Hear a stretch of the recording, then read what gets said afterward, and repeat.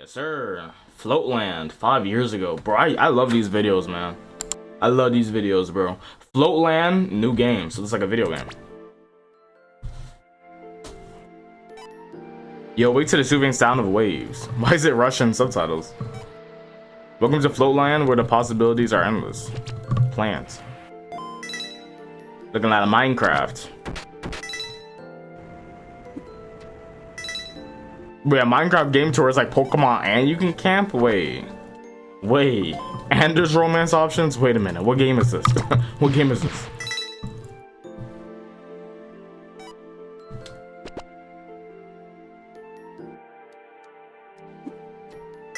Is there a game that follows this archetype of doing all these things? You're making me blush. Interesting. Floatland is a beautiful place, isn't it? It's alright, I never want to leave.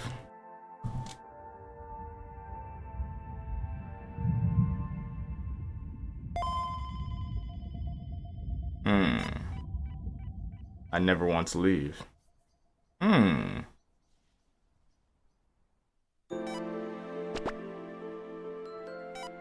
you believe in true love? Sometimes I wish the waves could take me away.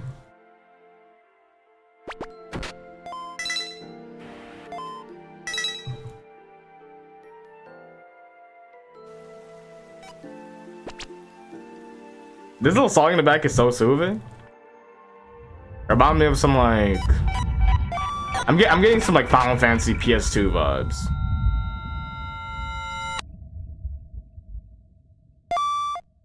Have you been outside lately?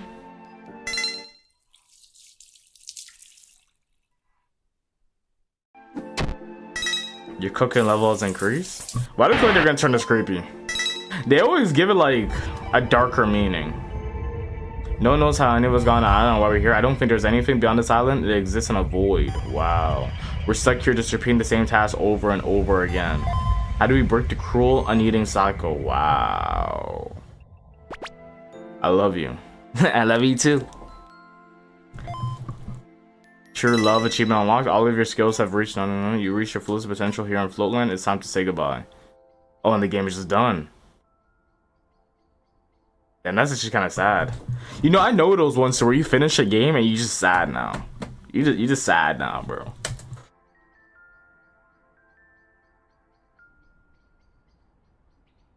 This is good. This is good, bro. I like this. I like that a lot. That was actually mad creative. I like that. I like that. Cat City. Lost cat. Damn, Chad, this was me a couple weeks ago when my cat decided to run out. Thankfully, the neighbors caught him and put him in a vet, but... Fucking Inuyasha, bro.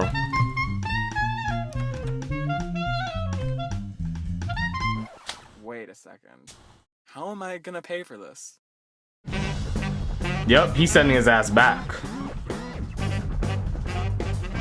Hey, can I work here? Sure. Thanks.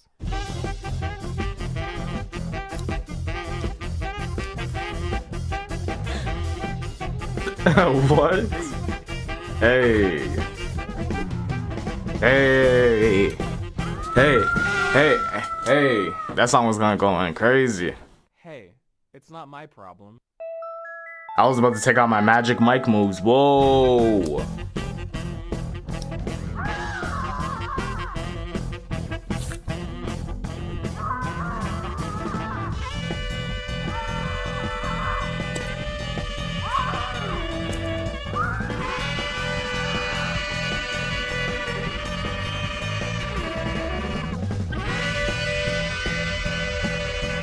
Oh shit, there she go. There she go.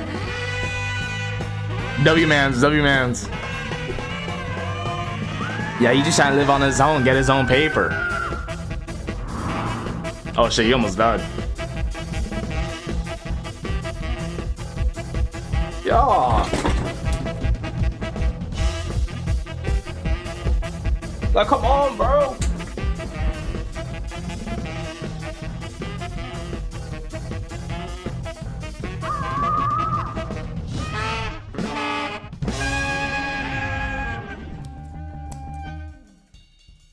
He just fucked her shit up. Fired.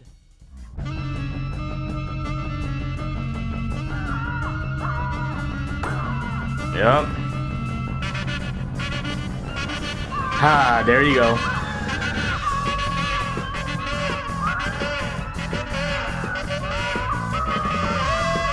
Nigga, is she the one yelling? Yeah. Hey, if you don't bop her in the face. Hey, can you shut up? He's gonna touch his bed and she's gonna continue yelling again. Watch. Eviction notice. Wow. There was no bed to go to.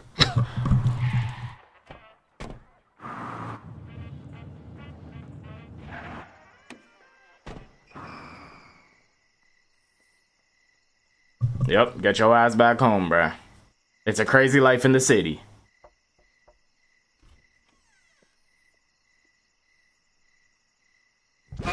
That's cute. That's cute. That was a good ending. That was a good ending, bro. I like that. That was a good ending. That was a good ending. That was good. That was good. Bro, this is one of the best channels on YouTube. I don't give a damn no more. I don't give a damn no more. One of the best channels on YouTube. Definitely. 100%. 100%. 100%. Who would you say has the most jokes on the team? Surprisingly When funny, Kawhi airballs at practice. I would say it's Kawhi. Easily. The shit he says, He in the actually moments he is says funny. it is hilarious. Like, this was funny. When you airball in practice, you got to stop play. You got to drop the ball, run down Everybody and back. say, we'll wait. Yeah, we'll say we'll wait. Nobody's above the law. Nobody's above the law. That's B. Shaw saying. So Yeah. finally, like, why? Like, I'm not running. Why you sound just like I'm not And B. running. Shaw, like, nobody's above the law. He like, it's basketball. I'm a airball again. You're not about to coach me or teach me that like airballing is like not good. It's part of the game. That's facts. That's facts. That's facts. That's literally facts. It's like playing soccer and missing. That's part of the game. That's part And of then the game. like 20 minutes later, somebody else airball. And Y's like, see? Now you He's like, you got it in everybody's head now. Now everybody airballing. You gonna have me nervous to shoot. Please, Kawhi, come on our show. We need you. Yo, that was actually pretty funny. The darkest Powerpuff Girls episode. I used to watch the show so much, man. I love the Powerpuff Girls, man. I want to get a Powerpuff Girls inspired tattoo, but I just don't know when. Most likely next year. Most likely next year. Videos. I decided to research some cartoons and see which ones had dark episodes that I Also,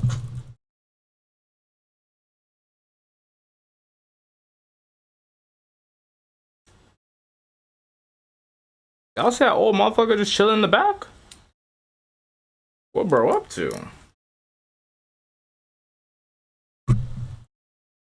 I hadn't covered in broad videos. Eventually, I found an article called 29 Disturbingly Dark Episodes of Kids Shows You Won't Believe Actually Aired, and I was shocked reading the title and description of the Powerpuff Girls episode. The Powerpuff Girls had a mentally ill sister. What? And the description, well, as you can see, it's blurred. So allow Tuv to tell you all about this episode. Grab some tacos from the taco truck, grab some horchata, because this one's trust gonna me, be if I had some interesting. tacos, I'd be busting that shit right now. Hey guys, welcome back to another video. I have My Chinese name food is chilling in the Tuv fridge right now, and I'm just- Covington, and I am Bro. proud to say that I'll I'm eat later. editing I'll eat later. this I'm not video. hungry now. I got rid of my editing team. Yeah, by the time you guys are watching this, I got rid of my Yo, I editing just team. I died just that didn't Monday. like the way they were editing Not my really videos. that. Not really that died. I've just been spacing my meals out. Like instead of eating things back to back, I'll wait like a couple hours and drink water and make sure. You know what I'm saying? Like I be like, you know what I'm saying? It's not really a diet. It's just like I'm being smart with my shit. It was almost like a Sunny V2 copy and paste, and shout out Sunny, but no, I have my own style. I came to a conclusion. It's like, you guys like me for me. You guys subscribed for my type of edits. You know, like I love the boo sound effect with the title card. My W white shit, on black bro. text, like they weren't even doing that. And you know how weird it is getting revisions for your own videos. It feels like I wasn't even a part of my own channel. It felt gross, but it's me. I'm editing again. Yes, Vegas Pro. Shout out Vegas Pro. I don't care if you guys have Premiere and whatever. I am a Vegas Pro king. But yeah, it's gonna be me and one of my hometown friends editing the video, and that's way better when it's one of my hometown friends because I could just tell him, yo, do this and do this. It's just not awkward. Like, it's just not awkward. It's gonna be me and my friend. That's basically it. And he's gonna master my style, which is the best. It's not gonna be no Sunny V2 style. And one more thing. Stop Loving Me, my sophomore 8. It had a total of 7 introduction. Hope to see you there. Let's get started with the video. So if we're gonna talk about Powerpuff Girls, first let me give you an introduction. Powerpuff Girls was an American TV show that started airing in 1998. It had a total of 6 seasons and 78 episodes. Fun fact about How much? In 1998. It had a total of 6 seasons and 78 episodes. Damn, only 78, huh? I like it when shows are just short. You know, 78 episodes is pretty good, you know? You know? Compared to like a SpongeBob. Like, this show is older than SpongeBob, but has way less episodes. I think if SpongeBob would have just had like 100 episodes, SpongeBob would have definitely have just been the best like cartoon that's ever touched the face of Earth. Definitely. Fun fact, about 6 years earlier in 1992, the creator, Craig McCracken, made a short animation called Whoop Ass Stew, where the Powerpuff Girls weren't called the Powerpuff Girls, instead they were called the Whoop Ass Girls. It's a short 3-minute animation, and that's what he submitted to Cartoon Network as basically a pilot. But then obviously he had to change some things because it was inappropriate. I watched the short and it's not that much different, except for the fact that the girls seem more aggressive than usual, but that's really the only main difference. The show follows the adventures of 3 kindergarten girls with superpowers: Blossom, Bubbles, and Buttercup. Episodes usually involve the girls using their powers to defend their towns. Bubbles is the goat, giant monsters, with some humorous variation of standard superhero and tokusatsu shows. Aside from these issues, the girls must face the typical concerns of young children, such as sibling rivalry, loose teeth, personal hygiene, going to school, and dependence on security blankets. And that's really it. Just a comedic show about 3 superhero girls, and it's funny because they're children. That's really it. Season 2, episode 11, Twisted Sister. Original air date, May 26th, 2000. Now, the episode starts off pretty normal. The narrator is explaining how Townsville is an extremely calm place and perfect to relax in. We also get to see this really tan guy whose head is also his hair. Bruh. That's a new one. And this woman whose eyes, nose, and mouth are 5% of her face. But I ain't gonna lie, man, she kind of like... Damn, if she was real. Anyway, let me move on. Then the calm scene gets interrupted by a giant tentacle monster fighting the Powerpuff Girls. So you're just not gonna react? They do their thing, no one cares. Him. And then we get a montage showing the girls beating criminals, saving people who are in troubling situations, and stopping a meteor. I couldn't help but notice, but in that montage, Buttercup roars at a grizzly bear, causing him to cower in fear, and she also dives on top of a bomb to lessen the explosion. If Buttercup isn't your favorite Powerpuff Girl, I don't know what planet you're living on. Bubbles is colder. Anyway, the point of the intro was to show the audience how difficult it can be saving the world, especially when you're only 5 years old. Then once they get home, the professor, which is a father figure to them, reminds them they have to clean their room, wash the dishes, take out the trash, finish their homework, fix the roof, eat dinner, clean their plates, sweep the floor, and a whole lot of other chores. Bro is really making them fix the roof. Meanwhile, the professor is talking. Bro, honestly, I have to be honest. If I had 3 super children, shit. Y'all paying my bills. Y'all doing everything inside the house. What the fuck? Y'all got superpowers. Enough. As a funny Easter egg, the writers knew you'd be focusing on the girls' conversation. Y'all fixing my car. The professor say some pretty funny stuff like buy a cat and feed the cat, and also breathe in and breathe out. And yes, we're still talking about chores he wants them to do. The scene switches to the girls in the laboratory where they're making themselves another sister. Luckily, the professor has a book named How I Did It. In case you guys don't know, the intro of the show is the professor making the Powerpuff Girls. He uses sugar, spice, and everything nice, and accidentally drops a chemical named Chemical X into the mixture, so the girls give it a try. And with how broad the instructions are, they basically put in whatever they want and claim it's close to the ingredient. Buttercup also throws in a live lizard, which I thought was pretty funny. Is this serious? So in the instructions, it also says to, quote, accidentally add Chemical X, and they do exactly that. Then the mixture explodes, and this is where I would say the episode I remember this episode. Dark. So let's turn the light switch off and continue with the episode. So yes, they created themselves a new sister, which if you want to think about it, they're more like mothers to the girl since they created her. Yeah. Whatever. We get to see the creation they made, this new Powerpuff Girl, and well, she's hideous. She has crooked teeth, her shoes don't fit her, she has armpit hair, a messy hairstyle, big bulging eyes, and is extremely big. And it doesn't help that the writers made her. Wait, yo, I think I do remember this episode. What? Yeah, we're sisters. I remember her, that design. That's right, you're our sister. She's touchy, aggravating, and doesn't seem to have much self-control. It's almost as if she has some sort of autism, especially when we look at the symptoms. Delayed language skills. Nigga, what? Delayed cognitive or learning skills, hyperactive, impulsive, or inattentive behavior. I tried looking. Please don't. Bro. They clearly messed up in making her. Please don't call that autism. That's kind of offensive, I think, right? Is that kind of offensive? Because Like, they clearly made a monster. They quite clearly made a monster. Don't do that. Don't do that. That's kind of messed everywhere up. if the directors or writers mentioned anything about, you know, putting a disabled character in their show, or at least What the is way he they talking represent about? disabled characters. But no, it's no mention of it. But it's not crazy to see. Yeah, there's no mention of it because they just messed up in making. That's kind of fucked up, honestly. Hey, chat, comments. If y'all autistic, man, y'all are not like this. Like, I don't know. That's kind of fucked up. I know people that are autistic. They would not like that shit at all, honestly. Don't disrespect viewer, them like that. Even within the first seconds of That's quite literally a monster. Whatever. her introduction, would be able to tell this character is being portrayed Don't as do disabled. that. Anyway, she's given the name Bunny, and the girls tell her to stop crime and throw the bad guys away in jail. Simple enough, right? Well, she flies through the roof, and for some reason, we get a zoom in on her teeth. Like, we get it. She got crooked teeth. We get it. They give her the stereotypical dumb voice. That's crazy. If I was a little kid with a speech impediment, this character would make me feel kind of bad. Snowflake alert. Nah, bro, that's not even on some snowflake stuff. Like, I'd just be annoyed. I can't speak for disabled people, obviously, but I feel like some disabled kids watching this episode must have felt horribly misrepresented. Again, I'm not speaking for them because it's not my place to. So, bro, why feel representation something that doesn't concern you? That's not.